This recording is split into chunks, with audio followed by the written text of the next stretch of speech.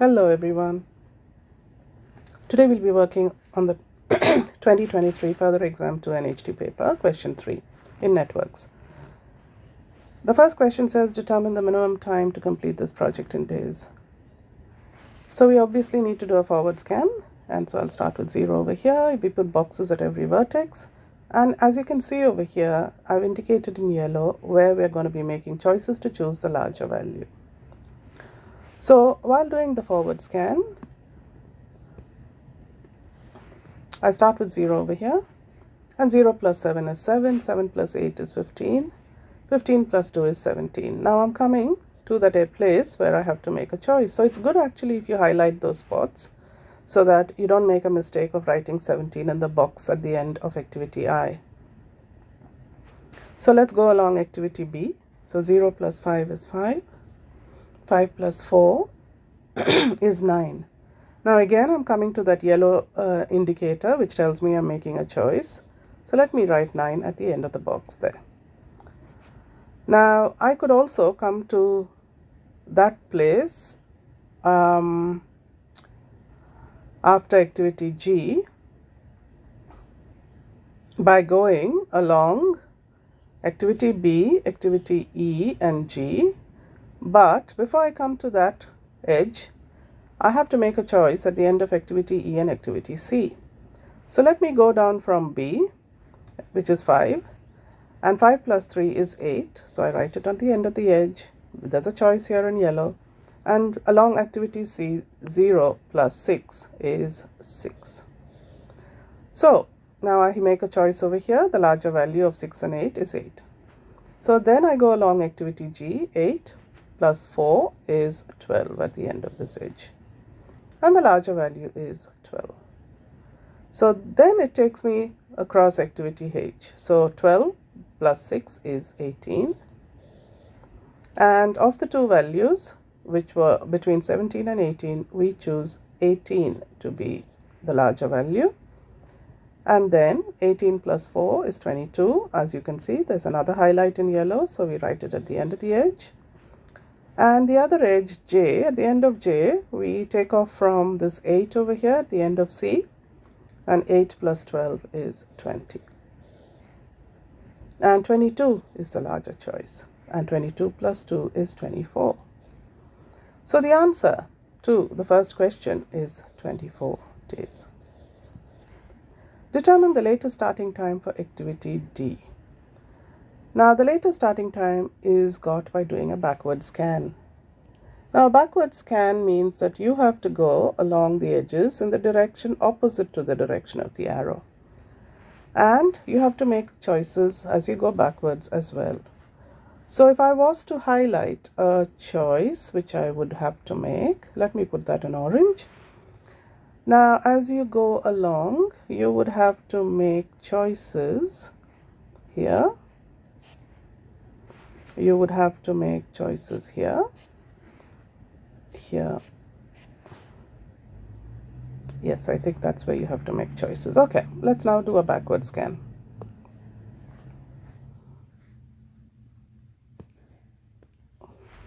You always start, put the latest starting time for activity L as the same as the earliest starting time.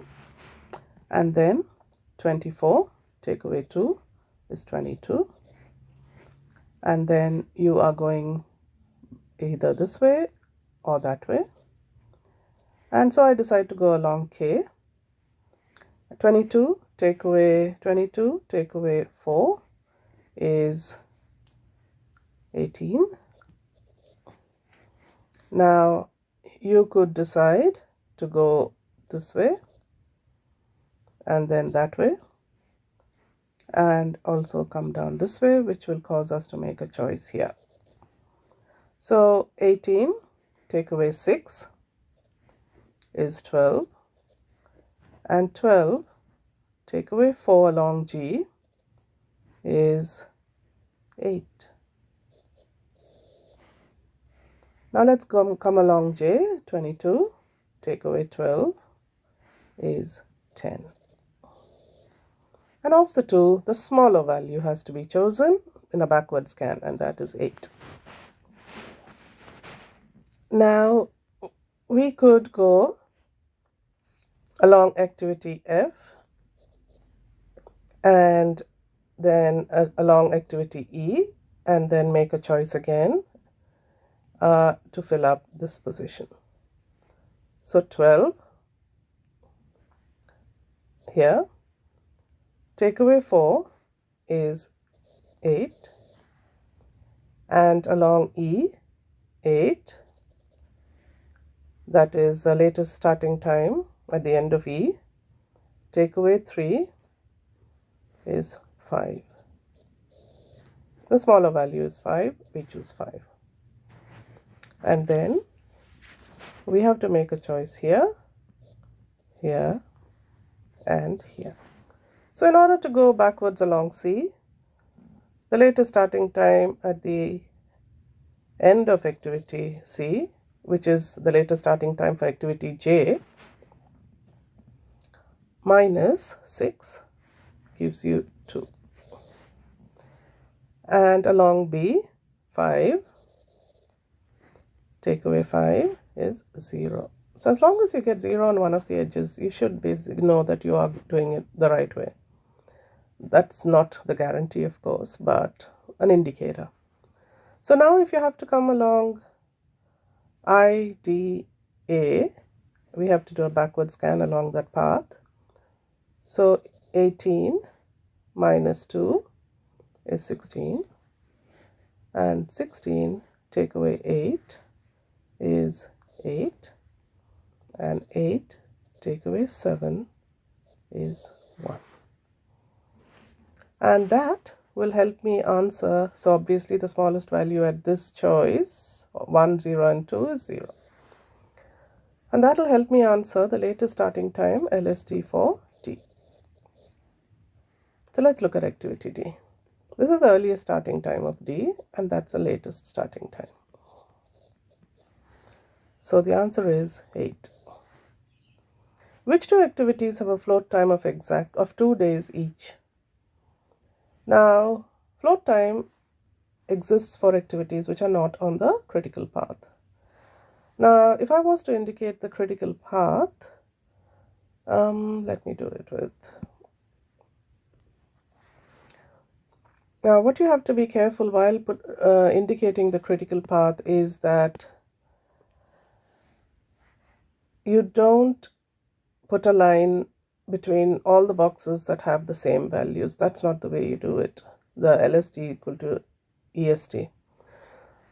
Preferably do it by adding. So the earliest starting time in the beginning is 0. 0 plus, if you go along C, 0 plus 6 should be 8, but it's not 8.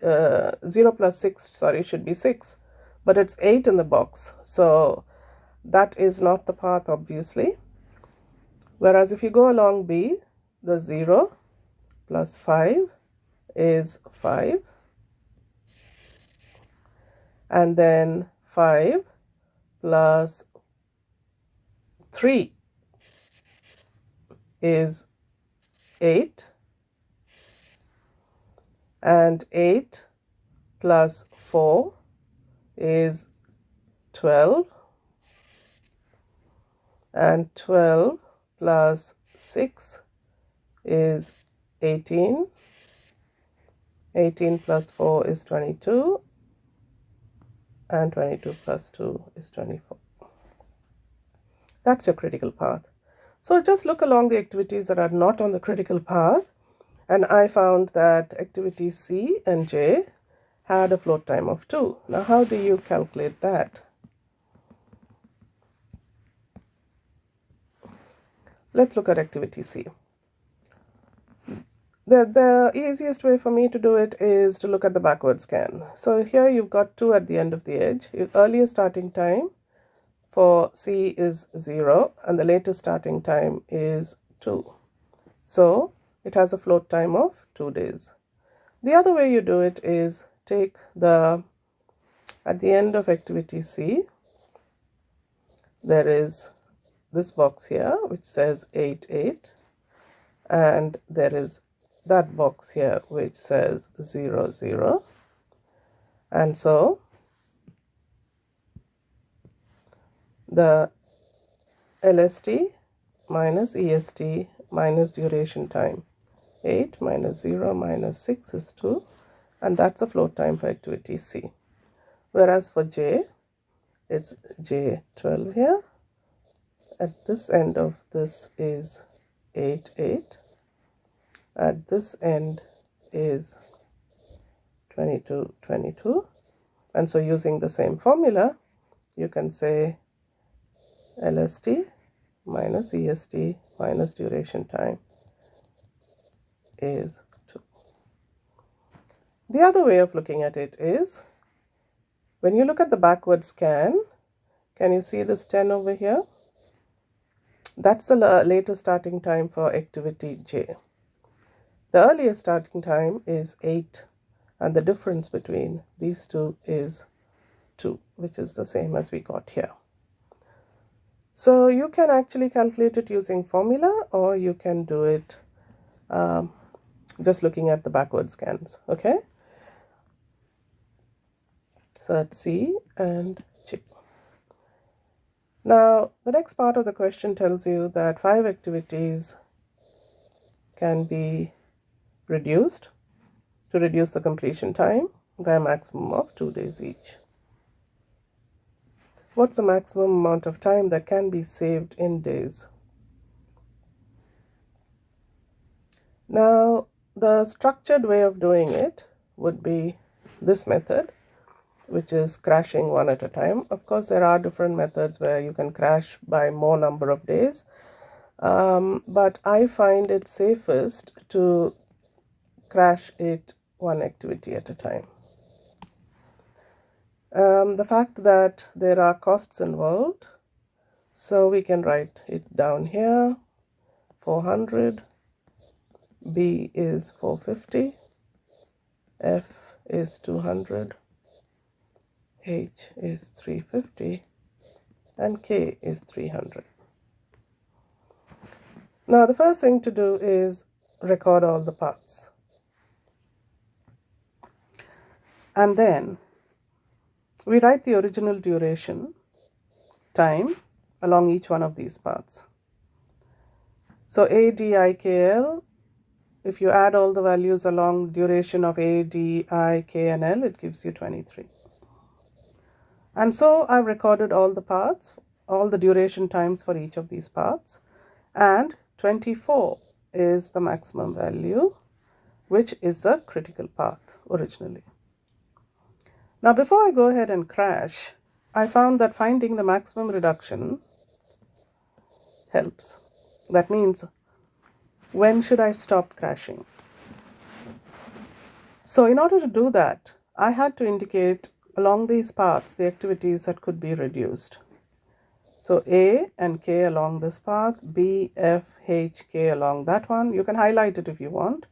B, H, and K here, H and K here. Nothing along C, J, L. And so each one of these could be crashed by a maximum of 2 days.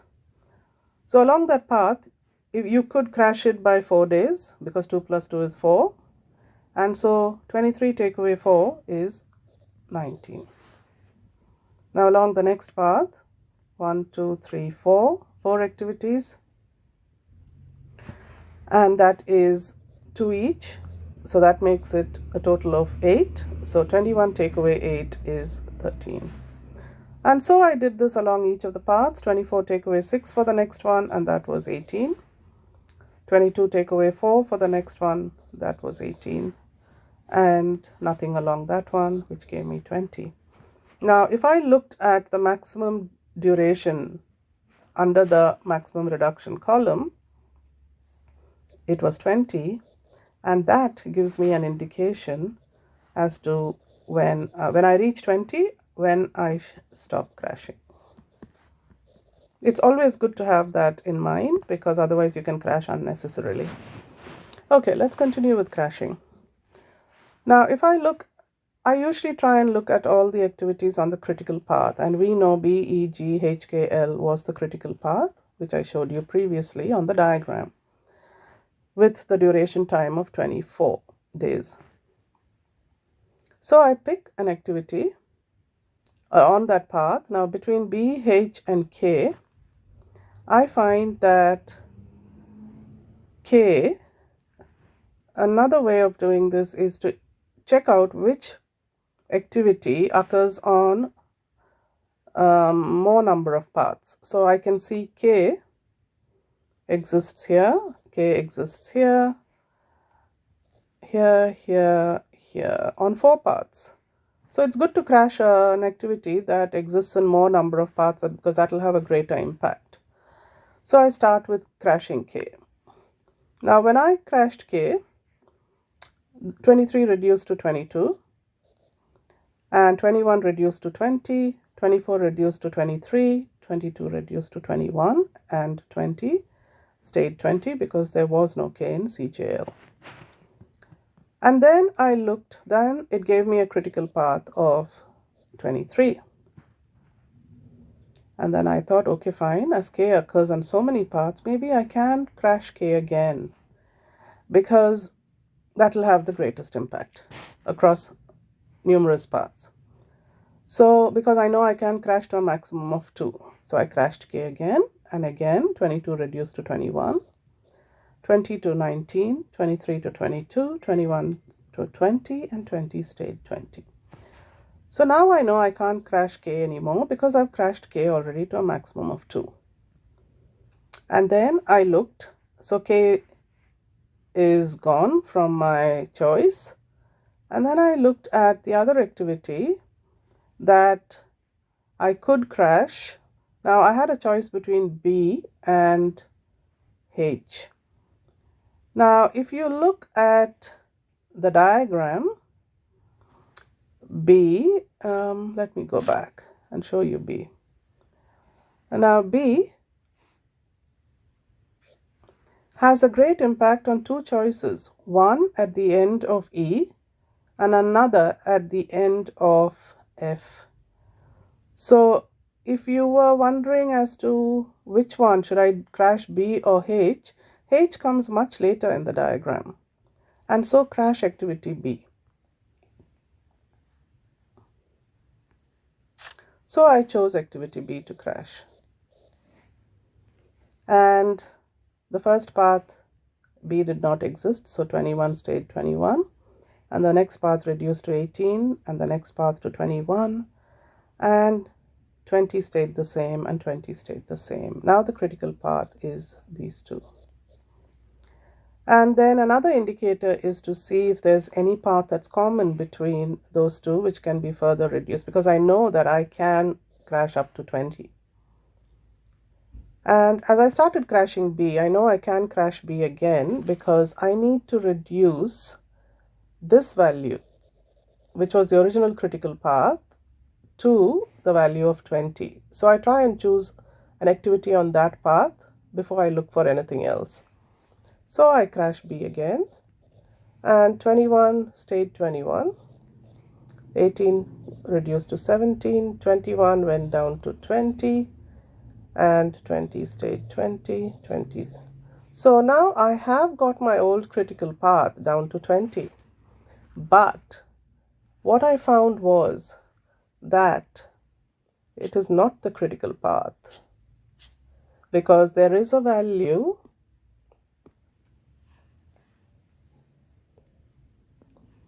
(21), which was my critical path. So obviously I can't stop crashing. I have to choose an activity on that path which can be reduced by 1. And I look at the costs involved, and now I have A and K. A is 400 and K is 300. Now which one would I crash? You've got to go and look back at the diagram and see which one has a greater impact, A or K. So if you look at A over here, now if you look at A over here, A has a great impact on